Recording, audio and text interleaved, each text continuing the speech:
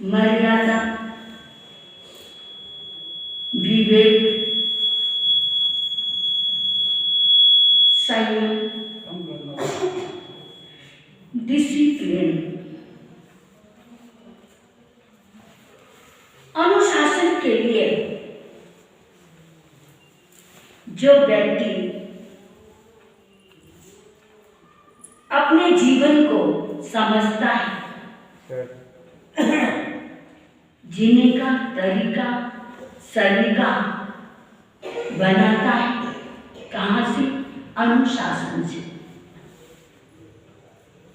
अनुशासन को, डिसिप्लिन को, विवेक को, मर्यादा को एक ही रूप है। अनु सभी जगह प्रयोग किया जाता है। कैसे? जैसे अनुकरण, अनुसरण, अनुयायी। हम किसके अनुयायी हैं? महावीर के अनुयायी। और आपके राजस्थान में तो अनुयायी परंपरा है, गुरु परंपरा है ना। आप किसके? कोई कहेगा हम गुरु अमरेश के अनुयायी हैं, कोई कहेगा हम गुरु नानक के अनुयायी हैं, कोई कहेगा हम गुरु चंपालाल के अनुयायी हैं। अनुयायी जिसके अनुसरण में रहे, अनुशासन जिसके अनुसरण में रहे, अनुकरणीय बन के रहे। कहते ना, मैं उनका अनुकरणीय हूं।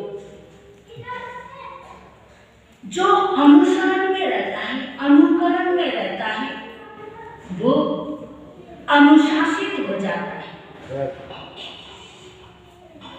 बाहर का जो अनुशासन है हमारे बाहर ये में, वो भीतर आत्मानुशासित हो जाता है। बाहर का अनुशासन हमारे भीतर जाता है तो क्या बन जाता है? आत्मानुशासन बन जाता है। आत्मानुशासन बनने के लिए पहले हमें क्या करना पड़ेगा?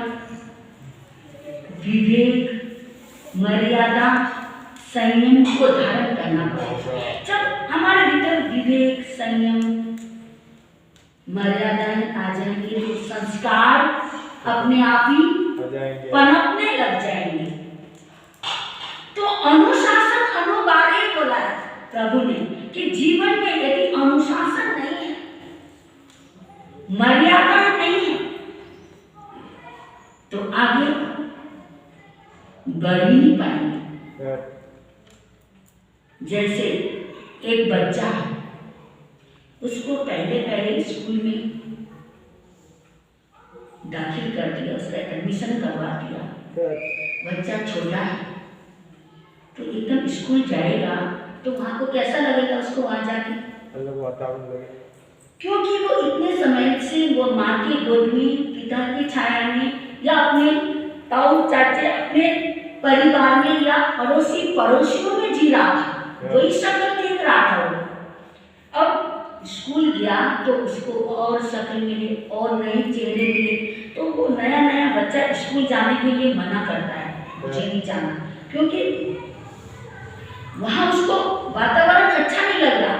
तो माता पिता उसको समझाते हैं, उसको लालच देते हैं, उसको टॉफी देते हैं, चॉकलेट देते हैं और संग भी जाते हैं। ऐसे करके धीरे धीरे उसको क्या करते हैं? स्कूल में उसका मन लगने लग जाता है। फिर वो उसको मित्र मिल जाते, दोस्त बन जाते, सबसे उसको खेलना अच्छा लगता है। धीरे धीरे वो वहाँ पर रम जाता है, बच्चा अच्छा लगने लग जाता है।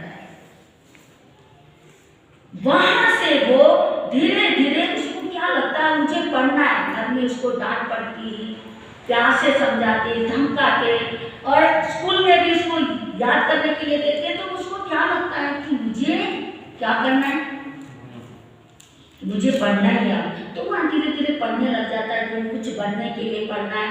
तो धीरे धीरे धीरे धीरे वे एक अनुशासन देते देते, अनुशासन कौन दे रहे? माता पिता, शिक्षक। धीरे धीरे वो क्या बन जाता है? वो आत्मानुशासन में पहुंच जाता है। अब मुझको करना ही करना है। वो सोचता है कि मुझे तो पढ़ना है, मुझे कुछ बनना है, फिर उसको उठाना नहीं पड़ता, उसको होमवर्क करने के लिए बताना नहीं पड़ता। वो धीरे धीरे वो सब काम करने लग जाता है, क्योंकि वो मन से करने लग जाता है, अंतर मन तक वो पहुंच जाता है। वो जिद नहीं करता मुझे नहीं पढ़ना, मुझे स्कूल नहीं जाना। ऐसे ही व्यक्ति जब अनुशासन में जीने लग जाता है, बाहर का अनुशासन धीरे धीरे भीतर प्रवेश करने लग जाता है, वो आत्मानुशासन में पहुंच जाता है। आत्मानुशासन में पहुंचने के बाद वो अपने धैर्य को नहीं खोता। उसके जीवन में कितनी संघर्ष आए, कितनी समस्याएं आए, कैसी परिस्थितियां आए, वो किसी चीज में जल्दबाजी नहीं करता। जैसे माँ के पेट में बच्चा है और वो सोचे मैं इस कोठरी से जल्दी निकल जाऊं, वो सोचे भाई मुझको यहाँ रहना नहीं है, रहना तो वहाँ 9 महीने है, लेकिन वो कहेगी नहीं मुझे यहाँ रहना नहीं है। तो वो बच्चा बाहर आ जाए, वो सुरक्षित रहेगा? नहीं रहेगा वो बच्चा। उसको तो 9 महीने, कम से कम 9 महीने माँ के कोख में उसको सुरक्षा है, वहां सुरक्षित रहेगा। पर वो पहले आना चाहे, वो सुरक्षित रहेगा? नहीं रहेगा। तो आज ऐसी विचित्र स्थिति है।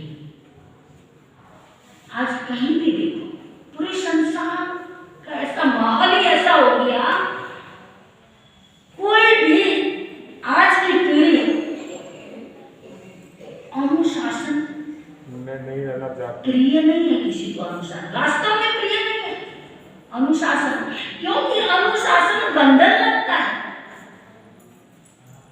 आज के युग में वास्तव में अनुशासन प्रिय है। अनुशासन के बिना आगे हमारी गति नहीं है, प्रगति नहीं है, न इस जन्म में न दूसरे जन्म में। पर आज किसी को प्रिय नहीं है, बंधन लगता है। किसको बंधन लगता है? जो आत्मानुशासन में नहीं पहुंचा, उसको अप्रिय लगता है। जो असत्य में सत्य को पहचाना नहीं, वास्तविकता को पहचाना ही नहीं, उसको अनुशासन प्रिय नहीं लगता।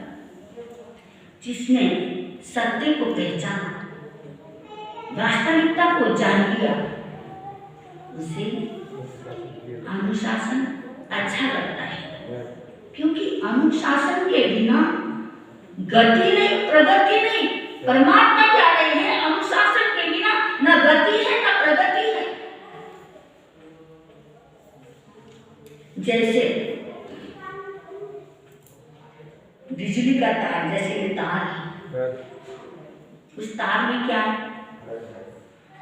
प्रकाश है ना इसमें, है ना? और इसको ऊपर ये कवर चढ़ा रखा है। क्यों चढ़ा रखा है इसमें कवर? इसलिए ये सुरक्षा के लिए। ये भी तो एक अनुशासन है, एक डिसिप्लिन है। यदि इसको ऐसे लगा दो तो करंट आने का डर है, क्योंकि इसमें प्रकाश है तो इसमें अंधकार भी है। इससे हमें प्रकाश मिलता है, तो इसको करंट आ जाए तो अंधकार होगा ना, जीवन समाप्त, अंधकार है। और आपने टेबल फैन देखा है? टेबल फैन है ना? वो टेबल फैन में आपने देखा वो आगे भी पीछे सारे उसको पूरा बंद किया होता है ना? वो किस लिए किया होता है? सुरक्षा के लिए। नदी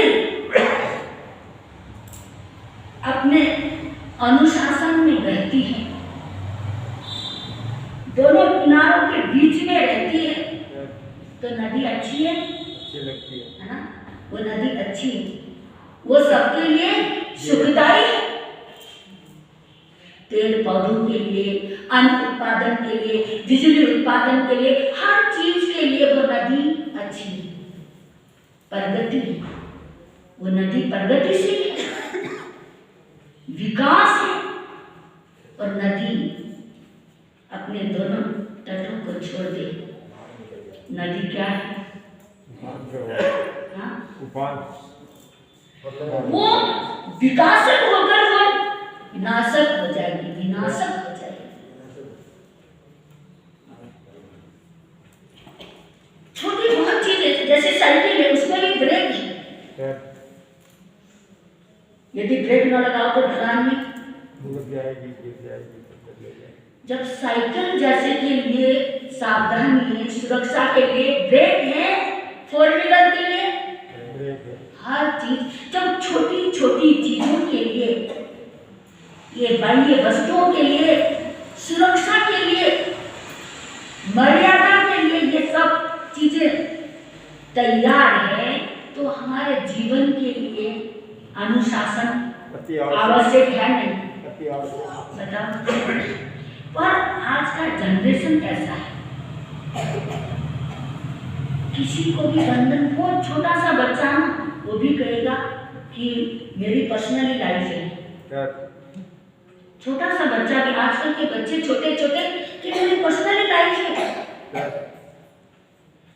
उनको अनुशासन देना, संस्कार देना, उनको ऐसा लगता कि हमारे जीवन के संग ये हस्तक्षेप कर दे, इतना मतलब इतनी विकृति, जबकि अनुशासन के बिना तो चल ही नहीं सकता। कहते ना, बड़ों आंवले का खाया हुआ, बड़ों का कहा हुआ, हमारे गुरुजी बोलते थे, आंवले का खाया हुआ और बड़ों का कहा हुआ, बोला हुआ बाद में मालूम पड़ता है।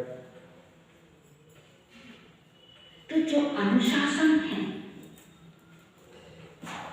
जो मर्यादा में जीता है, अनुशासन में जीता है, भले ठीक है, सबकी अपनी लाइफ होती है, पर्सनली लाइफ होती है, किसी को मतलब किसी का उपदेश अच्छा नहीं लगता, है ना, और किसी ने उनको कोई शिक्षा दी, तुम ऐसे रहो, तुमको ऐसे रहना चाहिए, वो बात भाती नहीं, अच्छी नहीं लगती, लेकिन ये बाद में मालूम पड़ता है ये बात अच्छी है या बुरी है, उस समय मालूम नहीं पड़ता, उस समय नहीं मालूम पड़ता, बाद में मालूम पड़ता है ये अच्छी है या बुरी है। तो वास्तव में अनुशासनहीन जीवन तो क्या बोला है, चाहे कितना ही विद्वान हो, चाहे कितना ही पढ़ा लिखा हो, पर जीवन में अनुशासन नहीं है तो कुछ नहीं है, सब बेकार। तो उस विद्या का कोई क्या?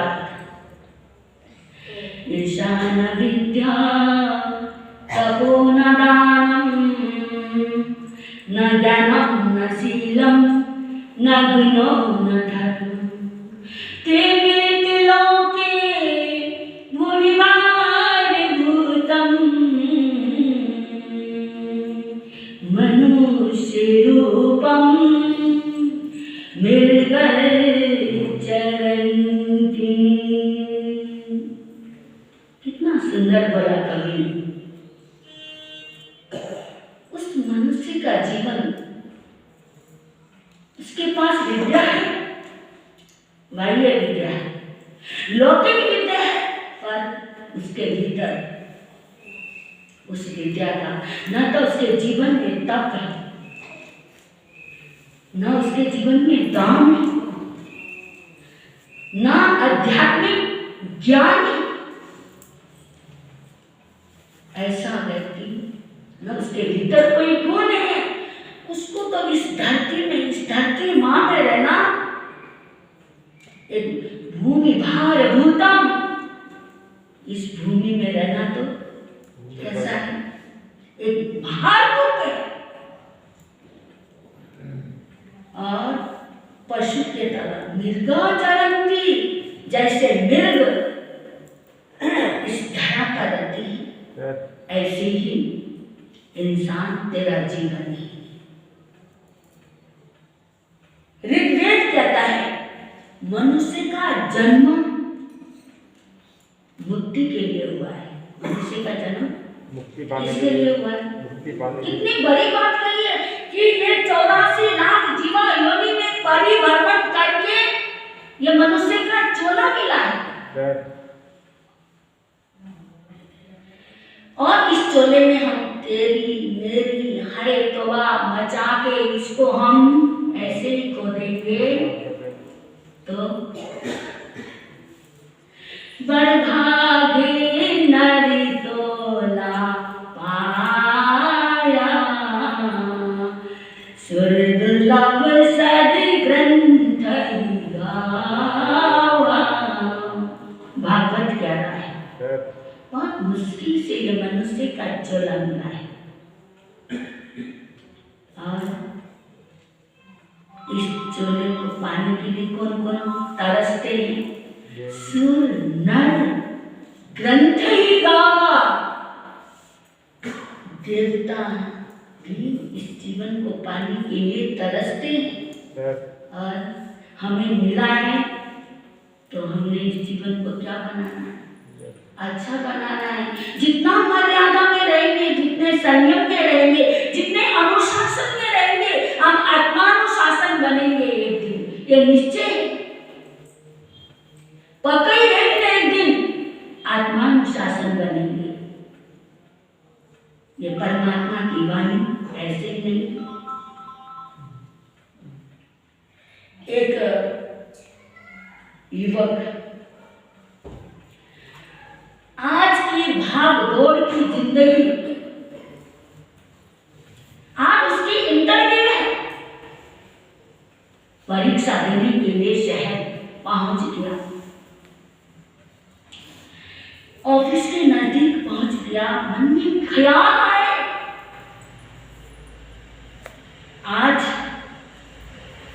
यदि इंटरव्यू में मैं सफल हो गया तो मैं गांव वापस नहीं जाऊंगा, अपने पुश्तैनी घर को छोड़ दूंगा, त्याग दूंगा। विचार कर रहा है भीतर मन में, क्योंकि सुबह से शाम तक पिता की चिक चिक, माता की हर समय ये कर वो कर, ऐसा नहीं करा वैसा नहीं करा। माता पिता की चिक चिक से, उनकी बोली से मैं परेशान हो गया। अब मैं, वो युवक सोच रहा है अब मैं इस पुश्तैनी घर में, इस गांव में नहीं रहूंगा। परेशान हो गया, यदि मैं सफल हो गया तो मैं इधर शहर में कमरा लेके रह लूंगा। सोच रहा है। पहुंच गया ऑफिस में। ऑफिस में पहुंच गया, और भी इंटरव्यू वाले थे, सब बैठे हुए थे। वहां बैठा बैठा सोचता, अभी इंटरव्यू का समय नहीं हो रहा था। मन में सोचता है सुबह उठता हूं, मम्मी चिल्लाती रहती है, तुमने अपना बेडशीट तैयार लगाया नहीं लगाया, अपना बेड ठीक करा नहीं करा। फिर बाहर आता हूं तो कहते लाइट बंद करी नहीं, कूलर बंद किया नहीं। फिर खाने में बैठ जाता हूं नाश्ता करने, तो बाहर आता हूं नहीं।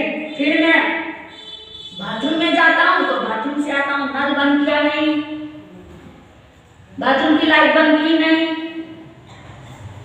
फिर बाहर आके नाश्ते में बैठता हूँ तो पिताजी कहते हैं ऊपर टंकी देखिए आया नहीं आया।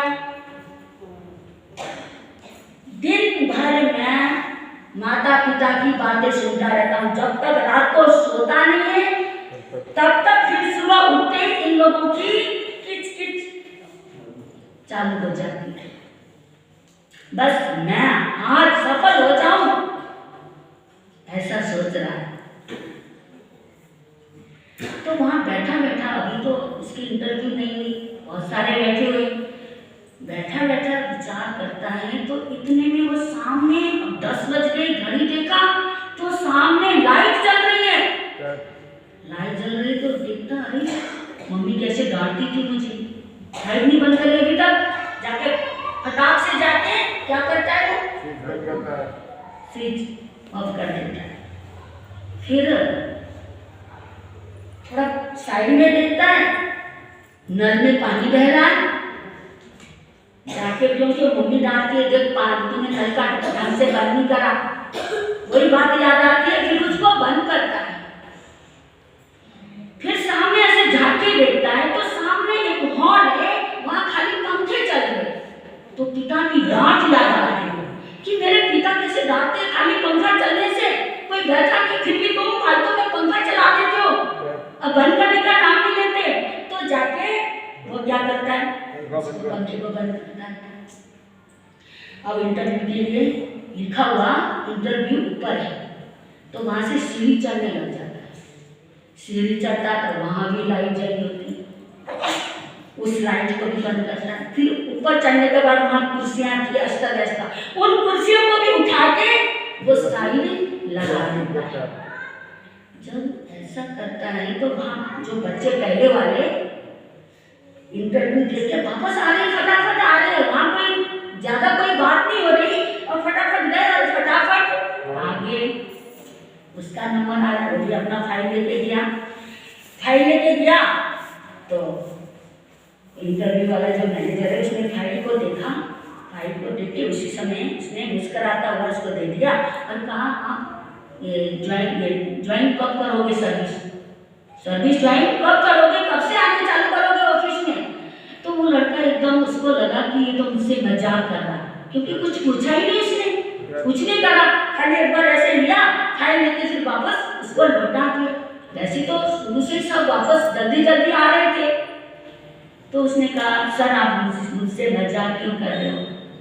ऐसे कहा, कहते नहीं मैं मजाक नहीं कर रहा तुमसे, ये हकीकत में कह रहा हूँ, कब आओगे तुम?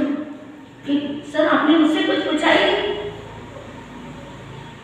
आज का जो इंटरव्यू था ये सीसी कैमरे में, सीसीटीवी में हमने यहाँ की जो एक्टिविटी को देखा है।